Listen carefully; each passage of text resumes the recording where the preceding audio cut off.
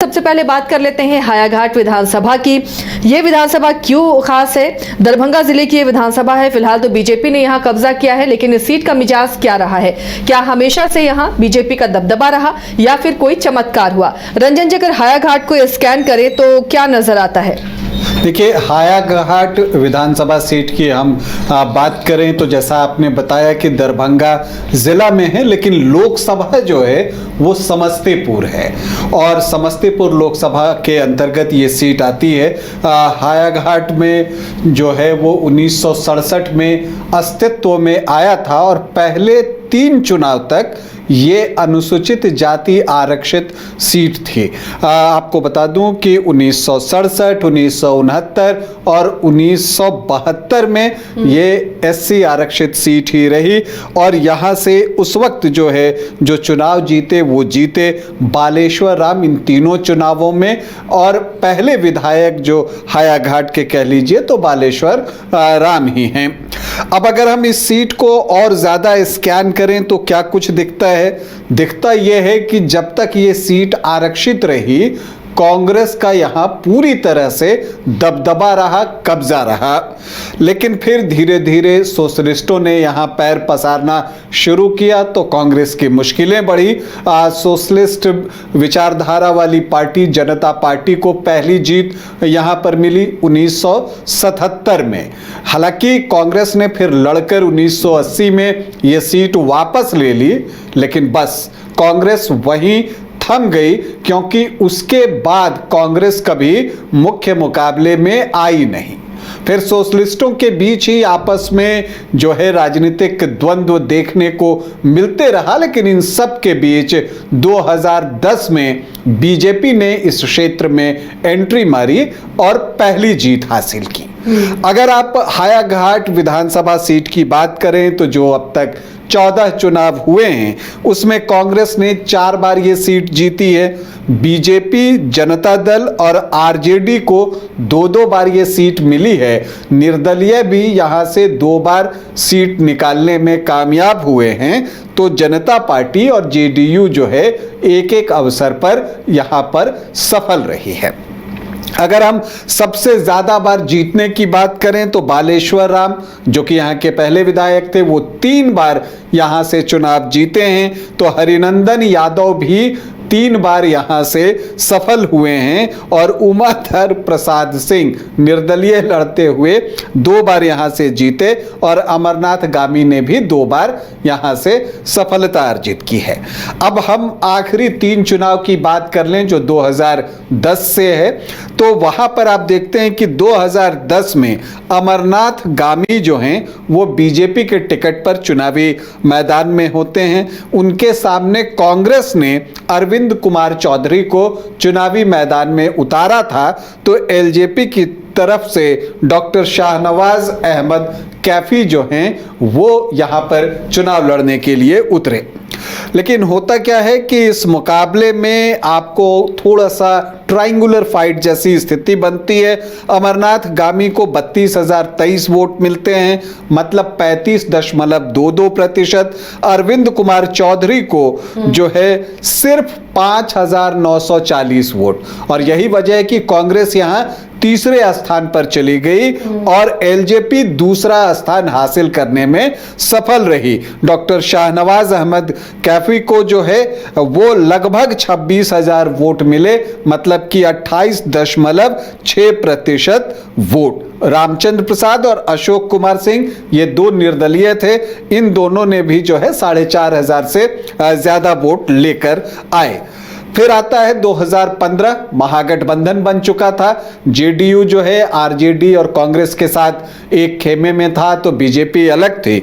तो उस वक्त बीजेपी ने ये सीट एलजेपी को दे दी और एलजेपी से रमेश चौधरी जो है वो चुनावी मैदान में उतरते हैं, जबकि 2010 में जिन्होंने बीजेपी के टिकट पर सफलता अर्जित की थी, अमरनाथ गामी, वो जेडीयू के टिकट पर यहां से चुनावी मैदान में उतर जाते हैं। तो प्रत्याशी वही थे, पार्टी बदल जाती है, गठबंधन बदल जाता है, एनडीए से महागठबंधन में चले जाते हैं और यहां पर ऑलमोस्ट एक सीधा मुकाबला होता है जहां पर अमरनाथ गामी को 65,677 वोट मिलते हैं, मतलब कि 53.32% और रमेश चौधरी को 32,446 वोट आते हैं, मतलब 26.35% और अमरनाथ गामी जो हैं वो 33,231 वोटों के बड़े अंतर से जीत हासिल करते हैं। तो लगातार उनकी दूसरी जीत थी। अब अगली बार उम्मीद थी कि वो हैट्रिक लगाएंगे, लेकिन उससे पहले वो आरजेडी में शामिल हो जाते हैं और दिलचस्प ये रहता है कि अमरनाथ गामी तो आरजेडी में शामिल होते ही हैं, रमेश चौधरी जो उनके प्रतिद्वंद्वी थे, एलजेपी से चुनाव लड़े थे, वो भी आरजेडी में शामिल हो जाते हैं और दोनों को आरजेडी टिकट देती है, लेकिन हायाघाट से नहीं।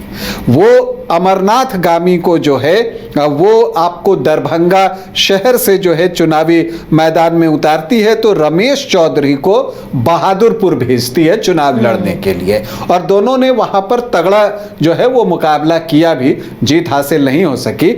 लेकिन अब आप देखते हैं कि जो बहादुरपुर के विधायक थे, हनुमान कहे जाते हैं लालू प्रसाद यादव के, भोला यादव जो हैं वो यहां से चुनावी मैदान में उतरते हैं हायाघाट से और इसलिए ये चुनाव यहां का महत्वपूर्ण हो जाता है, क्योंकि लालू प्रसाद यादव के बेहद करीबी भोला यादव साए की तरह वो आपको दिखते हैं। आमतौर पर लालू प्रसाद यादव जहां भी जाते हैं तो वहां पर आपको वो उनके पीछे खड़े मिलेंगे, साइड में देखेंगे आपको, लेकिन वो उनके साथ रहते हैं। तो वो यहां पर चुनावी मैदान में थे।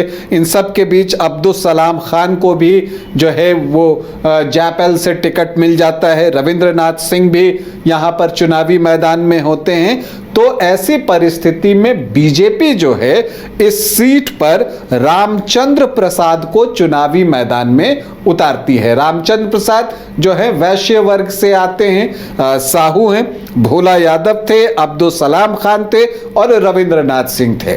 तो अलग अलग जातियों से यहां पर उम्मीदवार उतरते हैं और फिर एक मुकाबला होता है, जबरदस्त मुकाबला था, लेकिन वहां पर रामचंद्र प्रसाद को जीत मिलती है। 67,030 वोट लाने में वो कामयाब होते हैं, मतलब 46.9%, 47% के आसपास उनको वोट आता है और जो भोला यादव हैं उनको 56,778 वोट, मतलब 39.7% वोट आता है और रामचंद्र प्रसाद जो हैं वो 10,252 वोटों से जीत जाते हैं। अब्दुल सलाम खान को 4,898 और रविंद्रनाथ सिंह को 4,575 वोट आते हैं। तो ये पिछले 3 चुनाव के आंकड़े हैं जो कि बताते हैं कि किस तरह से यहां पर चुनाव हुआ, किस तरह से प्रत्याशियों ने पाला बदल की। अभी जानकारी ये है कि अमरनाथ गामी जो कि बीजेपी से 2010 में जीते थे, 15 में जेडीयू से फिर जीते, फिर 2020 में दरभंगा से वो आरजेडी के प्रत्याशी बने, अब वापस से वो बीजेपी में आ गए हैं, जो जानकारी मुझ तक पहुंची है। इसके अलावा रमेश चौधरी भी बीजेपी में ही हैं, शायद वो उन्होंने भी ज्वाइन कर ली है। अब हम यहाँ के जो जातीय समीकरण हैं उसको देखते हैं, समझते हैं। तो यहां पर हम क्या देखते हैं, जो एससी वोटर्स हैं, जो अनुसूचित जाति के वोटर्स हैं, वो 16.82% हैं। मुस्लिम वोटर्स की संख्या यहां पर अच्छी है, 17.3% वोटर्स जो हैं वो मुस्लिम कम्युनिटी से आते हैं। यादव 13 से 13.5%, ब्राह्मण भी इतने ही हैं, 13 से 13.5%, राजपूत 9% के आसपास, कुर्मी, कोयरी और धानुक को अगर आप जोड़ दीजिए तो 11-11.5% के आसपास जो है ये आंकड़ा भी पहुंच जाता है। वैश्य 6 से 6.5%, हाँ, मल्लाह 7 से 7.5% है।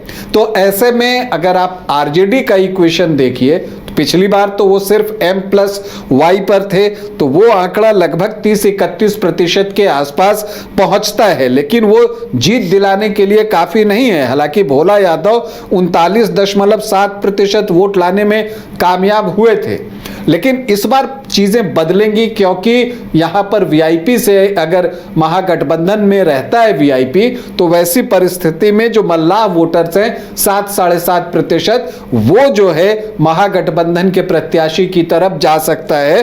तो ऐसी परिस्थिति में उनका हिस्सा भी 38-39% के आसपास का हो जाएगा, जबकि बीजेपी जो है यहां पर सामान्य जाति के 22-23% वोटर, वैश्य 6-6.5%, और जो कोयरी, कुर्मी और धानुक हैं 11-11.5%, अगर इनको जोड़ दें तो वो 40% के आसपास आता है। तो एक नेक टू नेक मुकाबला आकर खड़ा हो जाता है। तो ऐसी परिस्थिति में जो निर्णायक होंगे वो होंगे एससी वोटर्स, अनुसूचित जाति के 17% वोटर, और जो अन्य ओबीसी और ईबीसी हैं 6-7%।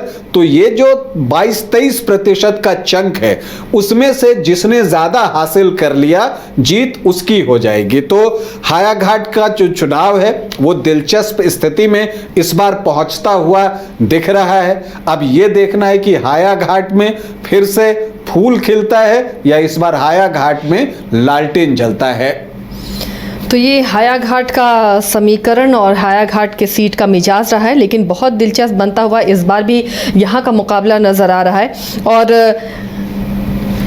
हर विधानसभा की अपनी अपनी खासियत रही, अपना अपना मिजाज रहा, और एक एक विधानसभा को इसी तरह हम टटोल रहे हैं। समीकरण भी साथ में जानने की कोशिश कर रहे हैं कि कौन से समीकरण यहाँ पर कैंडिडेट को जीत दिलाते रहे।